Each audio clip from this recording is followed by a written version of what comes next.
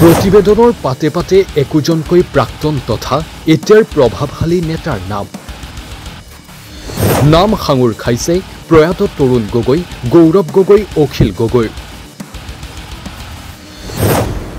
গৌৰৱ গগৈৰ বিয়াত সোণৰ চেইন, আঙুঠি, ব্ৰেচলেট। বিপ্লৱ শৰ্মাৰ প্ৰতিবেদনত বিস্ফোৰক তথ্য।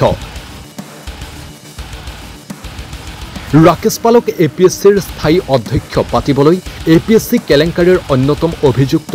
ডাক্তৰ মৃগেন শইকীয়াৰ দ্বাৰা সাক্ষাৎ হৈছিল তৰুণ গগৈ।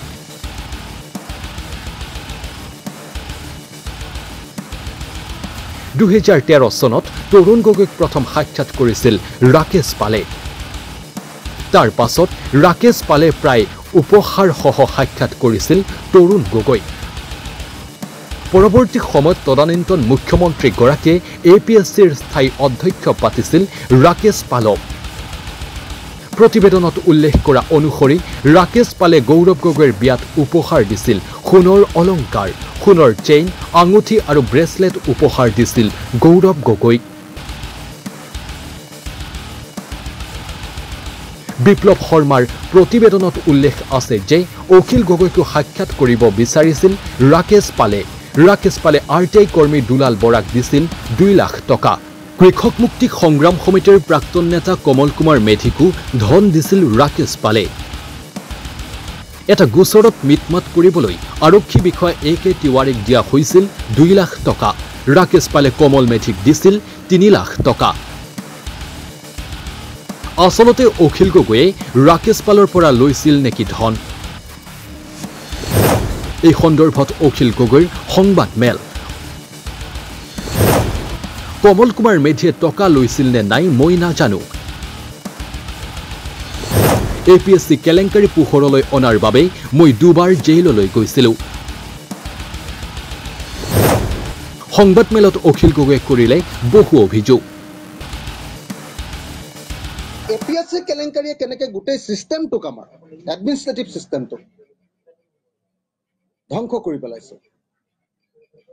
মানে অকল এজন বা দুজন মানুহে চাকৰি ললে আৰু চাকৰি দিলে, পইচা খালে আৰু চাকৰি লপালে, এনেকুৱা কেছ নহয় যে যিবিলাকে পইচা লৈ APSCত চাকৰি পায়, তেওঁ ACS হওক, তেওঁ APS হওক,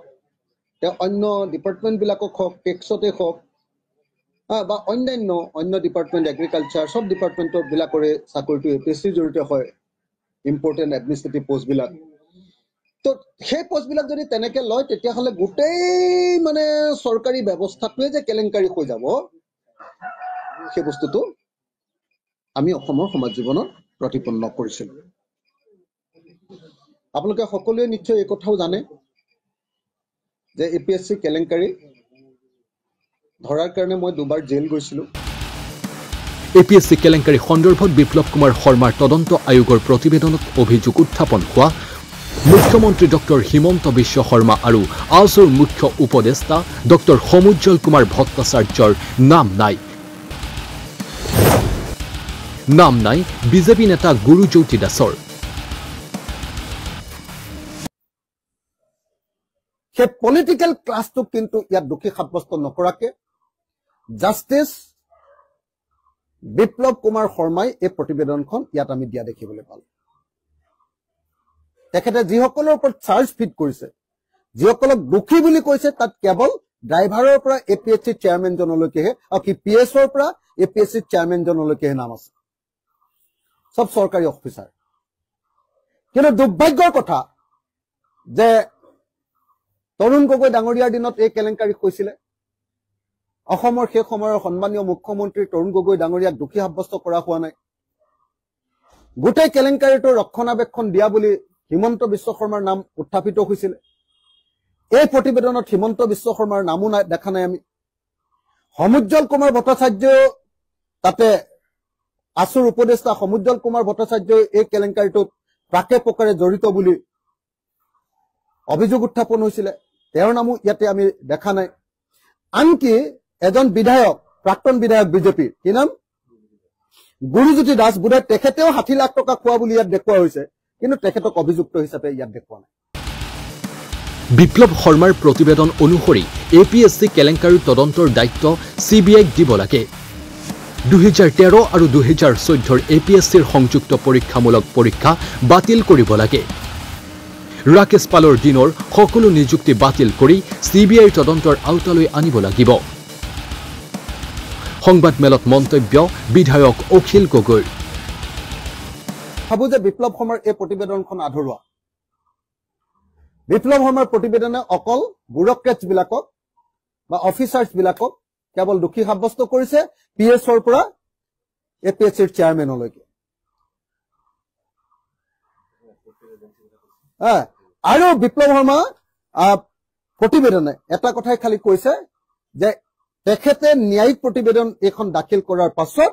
এটোৰ ওপৰত এপ্ৰপ্ৰিয়েট এজেন্সিৰ জৰিয়তে তদন্ত কৰা বুলি কৈছে তেতিয়া আৰু বহুত অনিয়ম পোহৰলৈ আহিব বুলি কৈছে গতিকে এই মুহূৰ্তত আমাৰ ৰাইজৰ দলৰ দাবী হ'ল যে বিপ্লৱ শৰ্মাৰ প্ৰতিবেদন অনুসৰি অসমৰ APSCৰ কেলেংকাৰী তদন্ত CBIৰ হাতত অৰ্পণ কৰিব লাগে আৰু CBIৰ হাতত ব্ল্যাঙ্কেট মানে সকলোকে চালিজাৰি চাব পৰা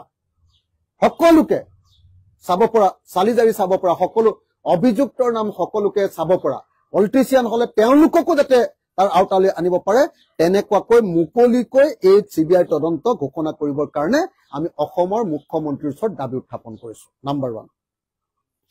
নাম্বাৰ 2 2013 আৰু 2014 চনৰ যেটো APSCৰ যেটো পৰীক্ষা হৈছিল মেইন কি CCE বুলি কয় কম্বাইন্ড কম্পিটিটিভ এক্সামিনেশন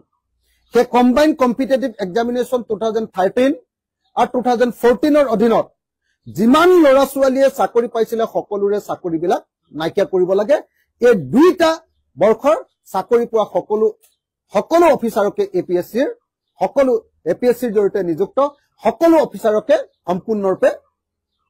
কামৰ পৰা অব্যাহতি দিব লাগে ৰাকেশ পালে বিয়াত উপহাৰ দিয়াৰ বাবে গৌৰৱ গগৈ দোষী হ'ব নোৱাৰে গৌৰৱ গগৈ আৰু অখিল গগৈৰ নাম প্ৰতিবেদনত উল্লেখ কৰি ৰাজনীতি কৰা হৈছে সংবাদ মেলত ৰাইজৰ দলৰ বিধায়ক অখিল গগৈৰ মন্তব্য মানে APSC কেলেংকাৰীৰ ক্ষেত্ৰত যে তৰুণ গগৈ ডাঙৰীয়াৰ মানে আসলতে তৰুণ গগৈ ডাঙৰীয়াও এজন অভিযুক্ত বা দোষী এটো মই মনেৰে বিশ্বাস কৰোঁ কাৰণ ৰাকেশ পালৰ নিচিনা এনেকুৱা 2 নম্বৰী মানুহ এজনক